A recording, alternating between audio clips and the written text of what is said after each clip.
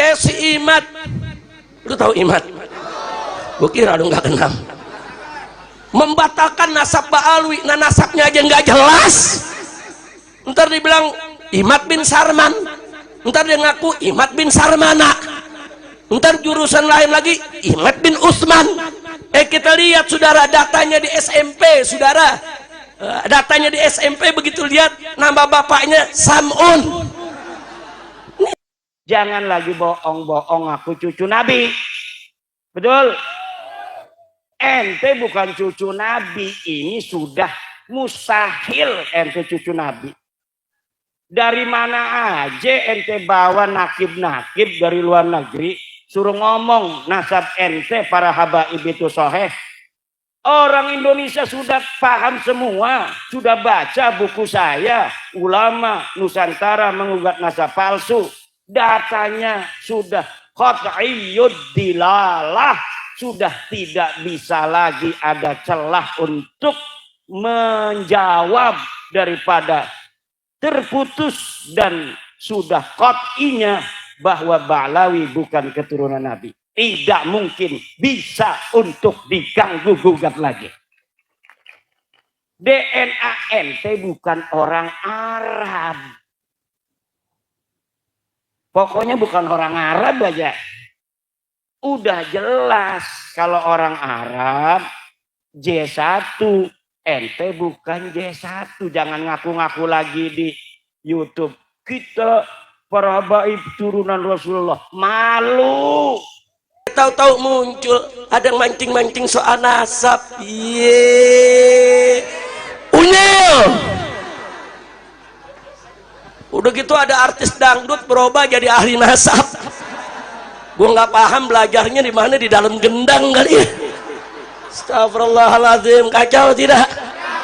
Artis dangdut belajar nasab enggak jadi mufti, ngumumin saya batalkan nasab Ba'alwi. Iye, kadalah kebon. Ini yang nonton sambil nyengir-nyengir sendiri, kagak punya malu lu. Lah ini yang terjadi. Polisi-polisi, para penegak hukum yang dulu, wah ini ada merkosa 31 anak nih. Tapi ada al-habsinya. Ini cucu Nabi, jangan. Mungkin dulu itu mungkin ada sungkan-sungkan. Sekarang jedorin aja ke tembok. Tujuh apa enggak? Bukan cucu Nabi, udah jelas. Siapa yang tanggung jawab? Imaduddin Utsman Al-Bantani, putra Nusantara asli, yang akan bertanggung jawab di hadapan Allah Subhanahu wa taala bahwa habaib itu bukan keturunan baginda Nabi besar Muhammad sallallahu alaihi wasallam. Dan di sana nanti akan didampingi oleh Sayyid Zulfikar dan Kiai Ismail. Jangan takut. Ini kesempatan ini Masya Allah luar biasa.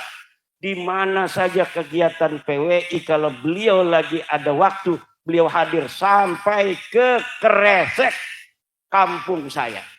Masya Allah. Ini namanya Sayyid Syarif Ismail, Kesepuan Nahdlatul Ulama di Surabaya. Ini Nahdlatul Ulama kita jaga. Tapi Nahdlatul Ulamanya harus kembali ke ajaran Wali Songo. Betul? Bagaimana kembali ke ajaran Wali Songo? Yaitu menomorsatukan Nusantara di atas segalanya.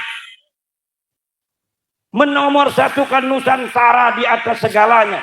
Semuanya yang harus dilakukan Nahdlatul Ulama adalah demi sebesar-besar tegaknya persatuan dan kemuliaan bangsa Indonesia.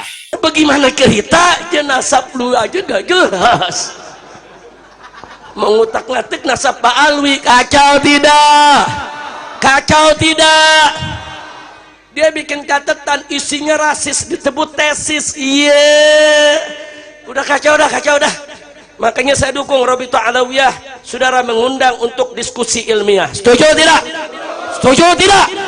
Bukan ini berkali-kali saudara nantang saya ajak Robito atau Ba'alwi yang mana saja untuk berdebat 3 hari 3 malam. Wow, di Banten ini saudara. Saya punya mantu lapor, Abah Habib Hanif nih, ini ditantang berdebat nih Pak di Banten. Sama siapa? Sama si Imad. Nantangnya bagaimana? 3 hari 3 malam. Berangkat, hadapin. Begitu datang dia lari. Ini dia nih, Imad Al-Kaburi. Udah kacau gak? Makanya kita lihat besok nih diundang Marobito dan nggak datang lagi. Saya julukin Al-Kaburi Ri. Setuju gak? Geng dia saudara nantangin Ba'alwi Beklai, disambut sama Bahar bin Semit. Emang Bahar Selon ditantangin Beklai, ya diparahanin ke kresek. Begitu diparahanin saudara nih gengnya lari lagi. Kacau tidak? Nantang debat didatengin lari, nantang Beklai didatengin lari. Al-Kaburi Ri. Insyaallah, kacau tidak? Makanya umat jangan mau dipecah belah. Setuju? Ada mantan Menko, wah menteri koordinator. Saudara bicara soal nasab, kapan lu jadi Menko nasab? Kacau tidak? Ada betina saudara dari partai, dari DPR RI, anggota partai, betina. Saudara pakai ngomong soal Ba'alwi, lu belajar di mana?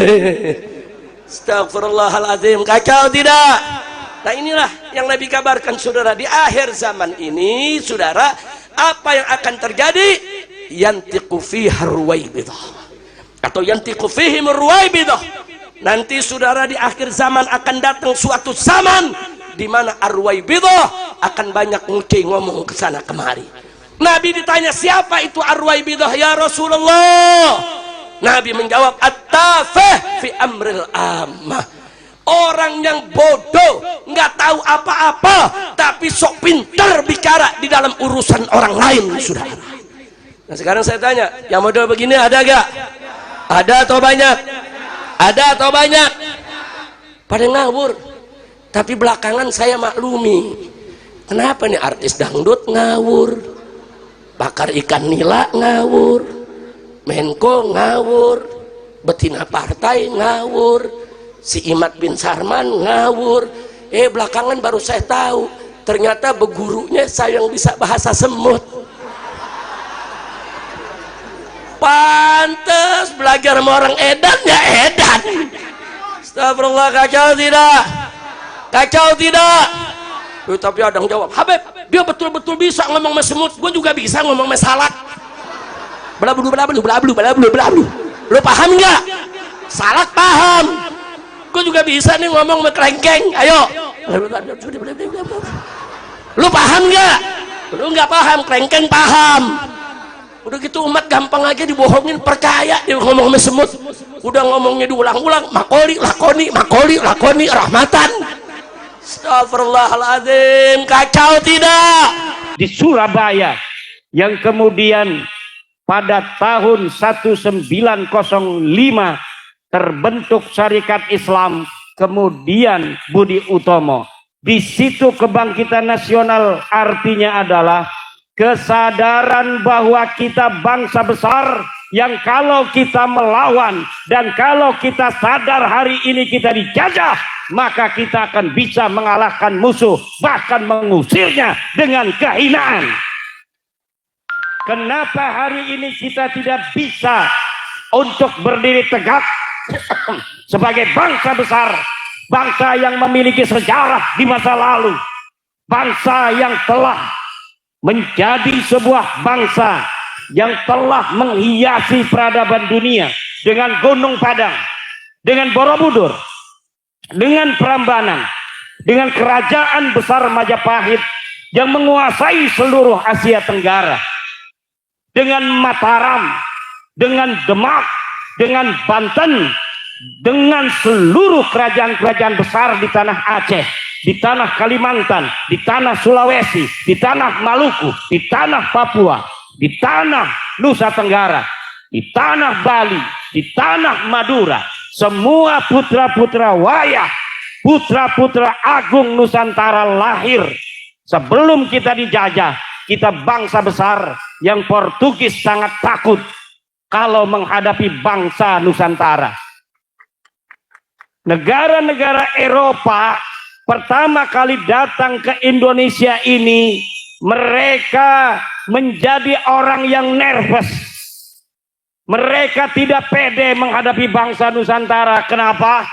Karena bangsa Nusantara ini bangsa yang telah mendapatkan anugerah, diberikan kecerdasan otak. Industri perkapalan kita lebih hebat pada abad ke-15 daripada Eropa. Kapal-kapal Jepara, kapal-kapal Demak, kapal-kapal Banten itu lebih besar daripada kapal-kapal Portugis. Kemudian mereka datang ingin berteman, mereka datang dengan sopan santun. Lama-lama mereka menguasai perdagangan, lama-lama mereka menguasai pelabuhan, lama-lama mereka menjalin kerjasama dengan londo-londo ireng, dengan pengkhianat-pengkhianat bangsa. Akhirnya pengkhianat-pengkhianat bangsa itu yang juga bangsa kita, sebagian mungkin turunan dulunya dia bukan orang Indonesia, itu pengkhianat-pengkhianat. Kacau tidak? Saya heran 8 tahun saya tinggal di medan dakwah, kenapa kacau begini saudara? Dulu saudara saya hijrah ke Mekah 3,5 tahun di sana. Nah saya nggak keliling lagi udah di Indonesia, nggak ceramah lagi ke sana kemari. Udah gitu begitu pulang mau ceramah ditangkap lagi saudara. Akhirnya masuk saudara hotel bintang 7 1,5 tahun. Saya pikir nanti udah keluar, udahlah kita mau ceramah lagi. Begitu keluar pakai tahanan kota lagi. Sampai 2 tahun saudara, sampai 7 tahun lebih nggak kemana-mana. Begitu memulai ceramah ada yang bisa bahasa semut. Gue bingung, kalau dia bisa bahasa semut gue ngomong bahasa kalajengking kali ya. Astagfirullahaladzim. Saya mau tanya nih, yang begini-begini percaya apa enggak? Jawab semuanya, percaya apa enggak? Jadi kalau ada orang belajar sama orang gila, hasilnya belajar sama orang gila, hasilnya Masya Allah. Mudah-mudahan di sini belajar sama orang benar semua. Saudara, habaib sama kiai, sama muallim, sama guru-guru saudara, sama pimpinan pondok pesantren, sudah ratusan tahun punya hubungan yang baik, punya hubungan yang bagus, punya hubungan yang sejuk, yang damai, saling hormat, saling berbagi, berjuang bersama. Alhamdulillah. Nah ada yang gak suka lihat ini saudara, mereka pengennya Habib sama Kiai pecah, Habib sama Kiai biar bercerai-berai, Habib sama Kiai jangan lagi mimpin umat. Makanya Habib dan Kiainya diadu-adu saudara.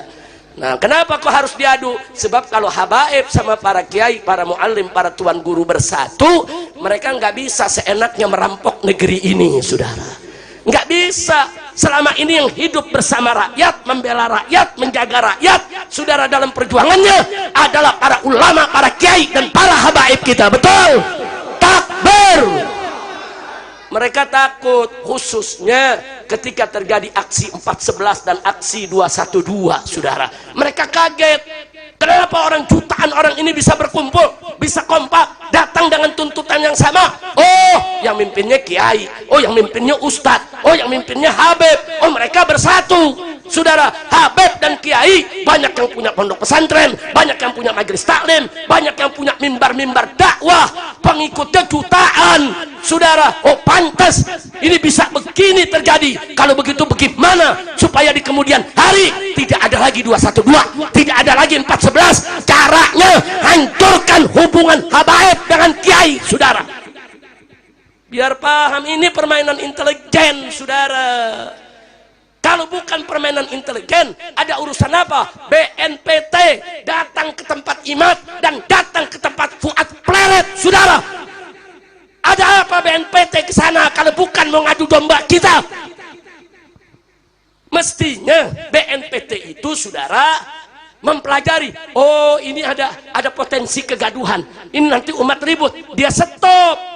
bukan diekipasi, saudara. Yang nyari gara-gara ini, saudara, gengnya Imat. Mestinya mereka dinasehati, di-stop, bukan dibantu oleh BNPT. Nah, jadi lihat-lihat saja, saudara, beritanya. Ada kok. Fotonya kita punya, saudara. Nggak sampai di situ.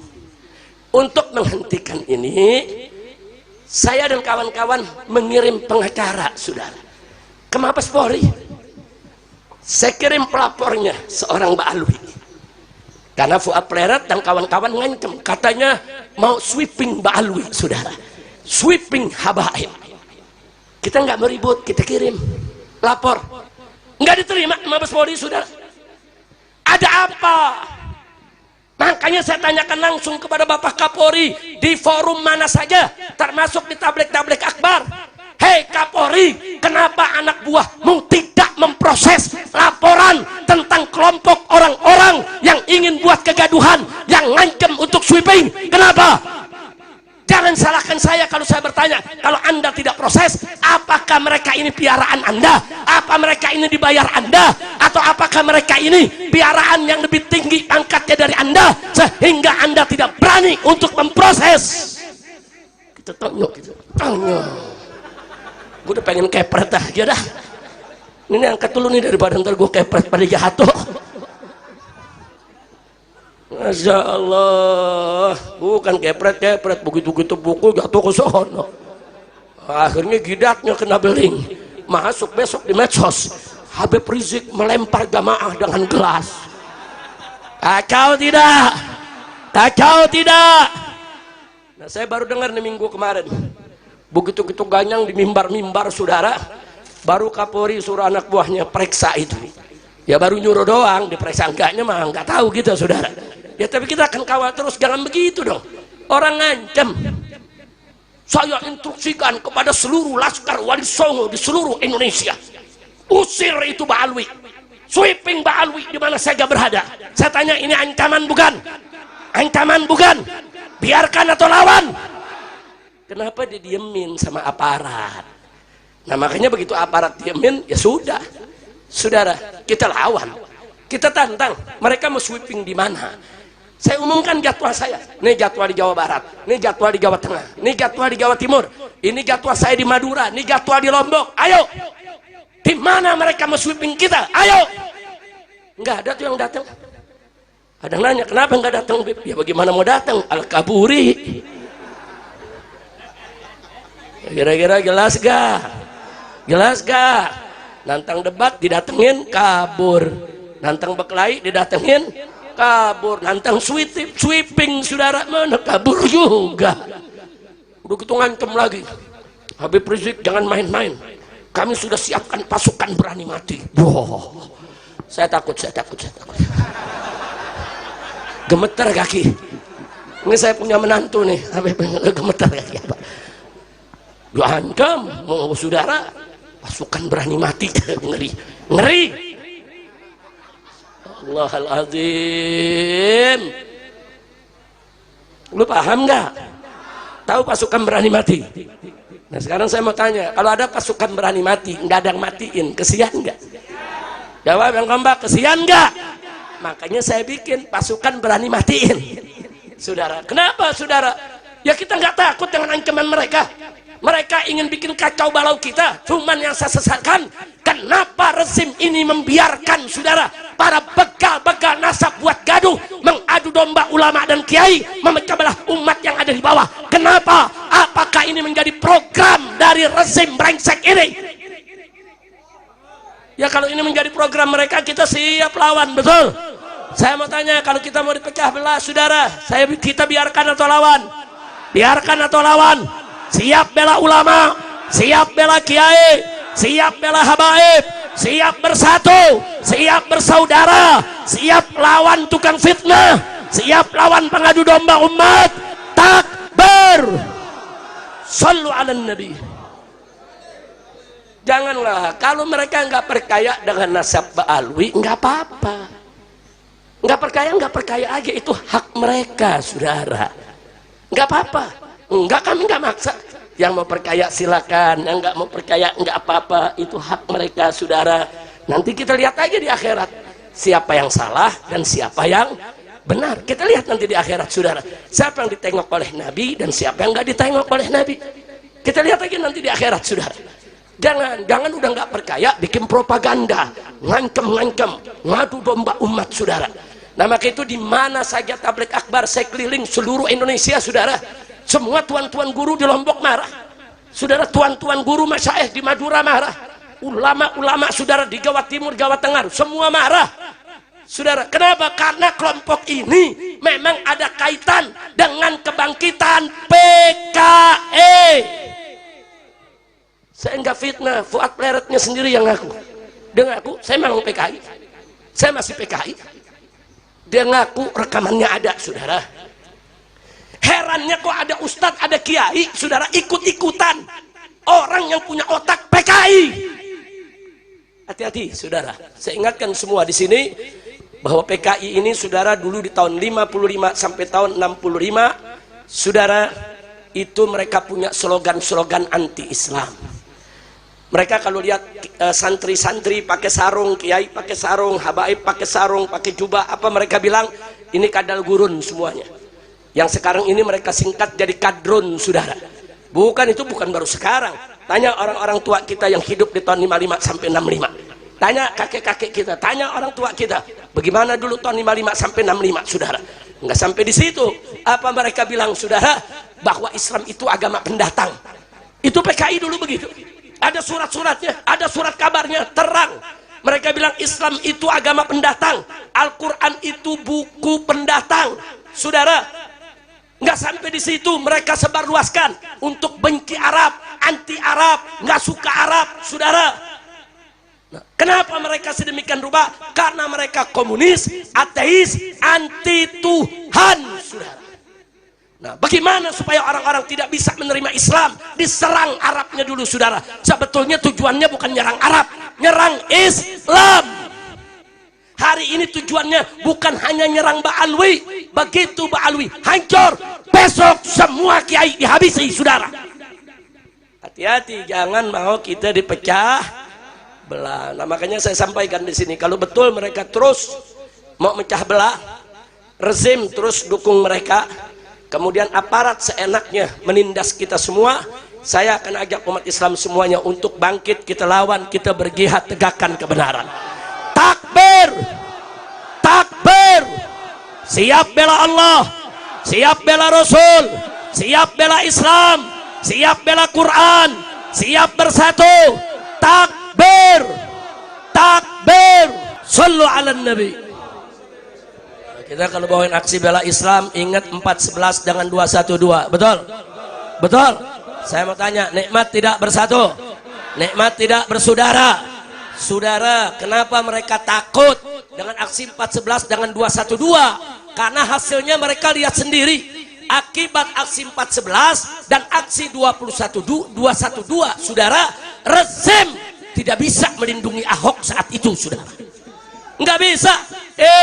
Kalau sekarang ada yang bilang presiden cawe-cawe di dalam pilpres dan pilkada, presiden sudah cawe-cawe dari waktu pilkada 2017 di Jakarta, saudara.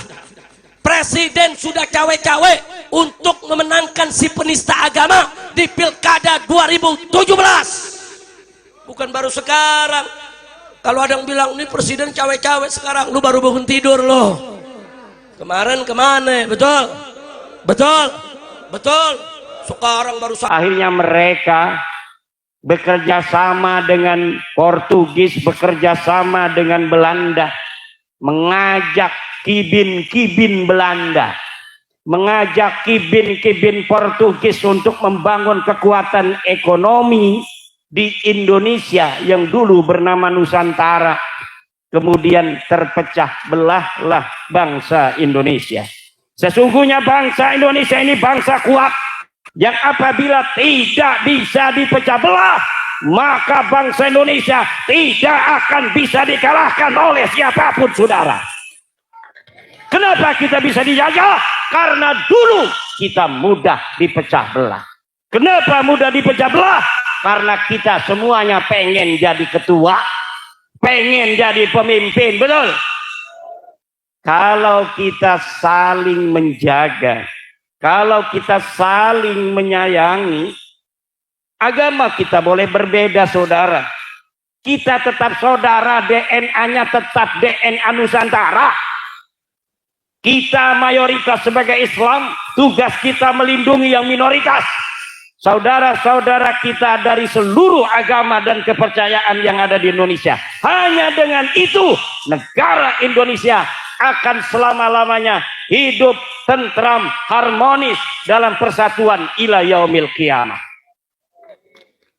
Tapi apabila sebuah agama mayoritas, dia merasa mentang-mentang ada di negara Indonesia, dengan dia mayoritas, kemudian dia menghina minoritas, dengan dia merasa mayoritas, dia ingin diistimewakan melebihi semuanya, maka kalau itu diteruskan, Indonesia ini tidak akan aman dari perpecahan.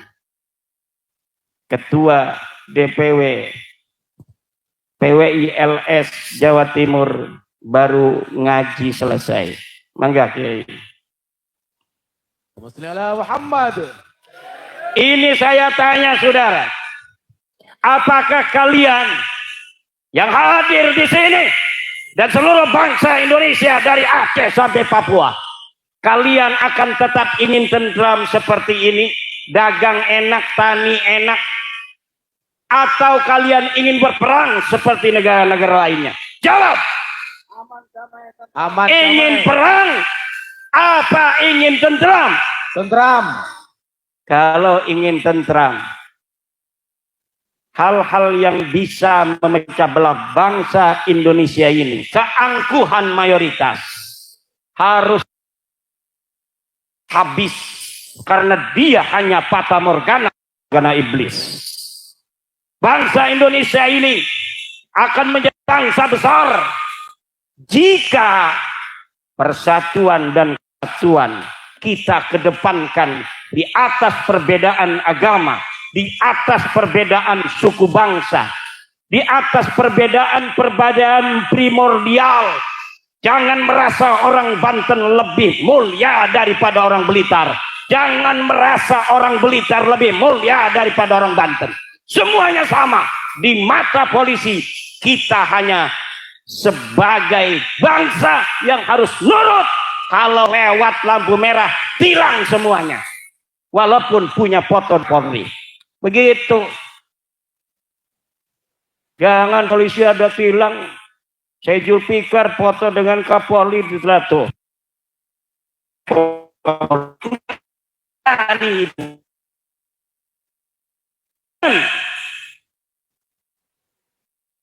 Sabilillah yang fotonya dengan saya, di mata hukum semuanya betul. Tidak boleh saya Zulfikar yang punya foto dengan Kapolri dan Laskar Sabilillah yang foto punya dengan Imaduddin Usman saja kemudian ditilang. Ini ada Imaduddinnya, tilang ini dengan Kapolri, tidak bisa ditilang. Tidak bisa. Di mata hukum Negara Kesatuan Republik Indonesia, dia yang berpangkat tinggi, dia yang DPR, dia yang menteri, dia yang camat, dia yang bupati, dia yang guru ngaji, dia yang laskar, dia yang polisi. Kalau dia melanggar lampu merah, maka dia harus ditilang.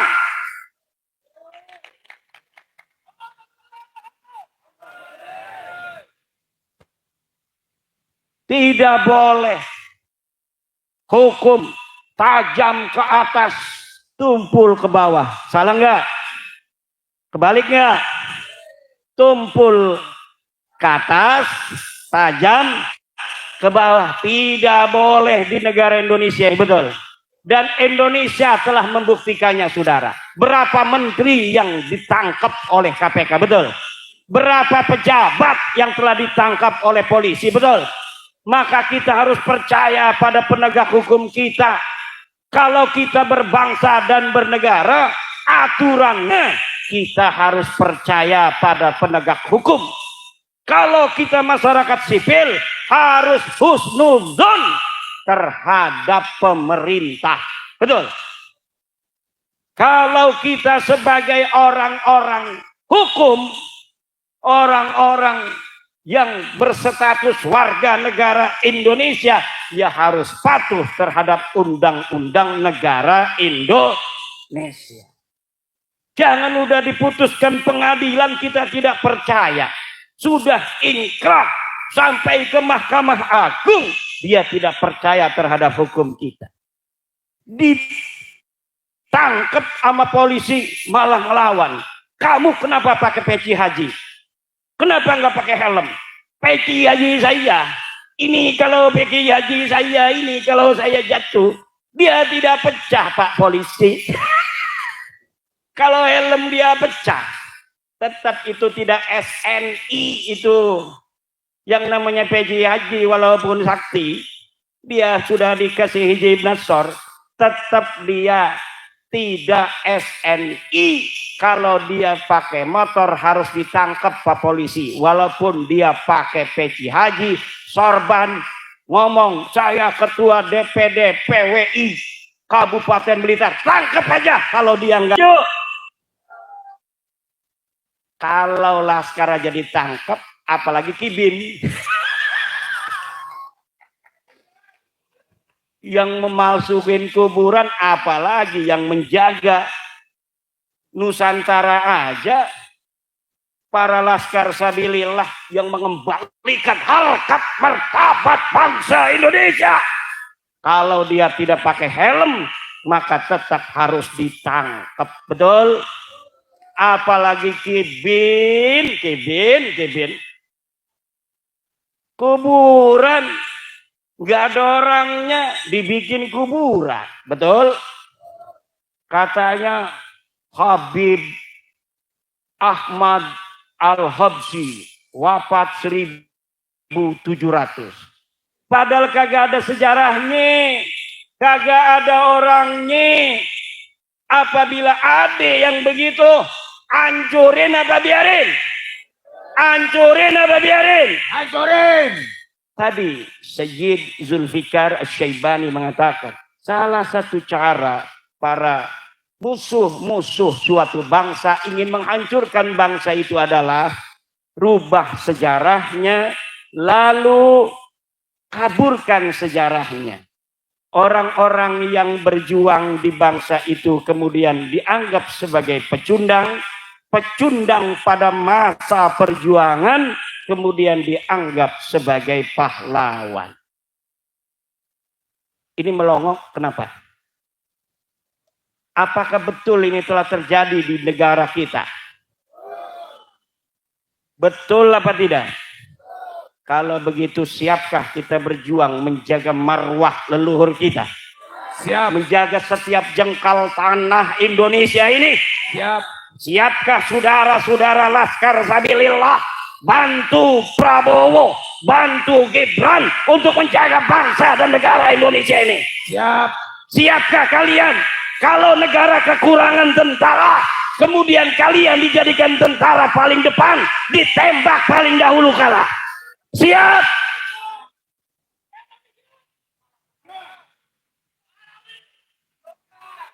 Buat apa kalian asah hijib tiap hari? Kalau ketika bangsa dan negara ini membutuhkan, kalian tidak berani berada di paling depan untuk menjaga kemuliaan dan kehormatan bangsa dan negara kita Indonesia ini. Tidak ada artinya kita hidup tanpa mempunyai peran yang signifikan dan bermanfaat untuk tanah kita, untuk masyarakat kita. Man lam yahtamma bi amril muslimina falaysa minhum. Siapa orang yang tidak mempunyai kepedulian terhadap urusan orang-orang muslim, falaysa minhum, maka dia bukan termasuk golongan orang Islam. Umat Islam dijadikan budak oleh orang-orang yang mengaku keturunan Nabi, tapi dia diam. Dia mengatakan, hei PWILS, kalian jangan mencaci, kalian jangan mencaci orang, jaga persatuan, jaga kesatuan. Hei, kalau sama PLS Anda bilang kita harus jaga kesantunan, kenapa Anda diam ketika Rizik Syihab mencaci maki presiden saya, Joko Widodo? Kenapa Anda diam ketika Rizik Syihab mencaci maki waliullah Gus Dur radhiyallahu anhu? Kenapa Anda diam ketika Nahdlatul Ulama dihinakan oleh siapa namanya? Faisal Assegaf. Ketika Mbah Hasim dihinakan Anda diam. Lalu ketika kami putra putri Nahdlatul Ulama membalas semua itu, Anda katakan Anda bukan NU karena Anda mencaci maki. Saya mencaci maki. Kita Laskar Sabilillah mencaci maki.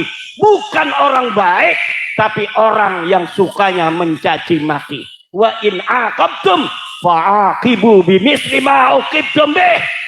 Kalau engkau mau balas, kata Al-Quran, maka balas sebagaimana perbuatan mereka. Dan kita belum seleting balasannya, ini belum selesai, saudara. Betul apa tidak?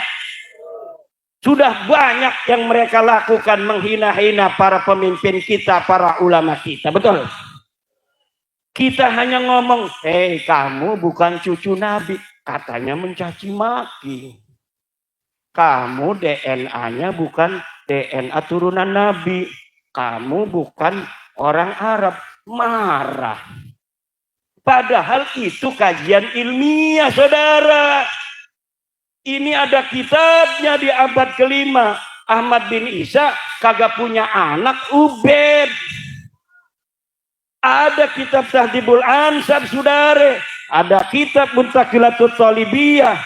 Ada kitab Al-Majdi, ada kitab As-Sajaratul Mubarakah, ada kitab Al-Asili, ada kitab Al-Fahri, kapal sampai itu. Masya Allah.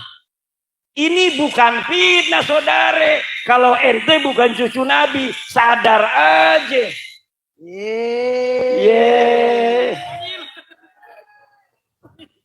Kita kalau ngomong ini nggak ada datanya, nggak biasa turunan Wali Songo, bangsa Indonesia.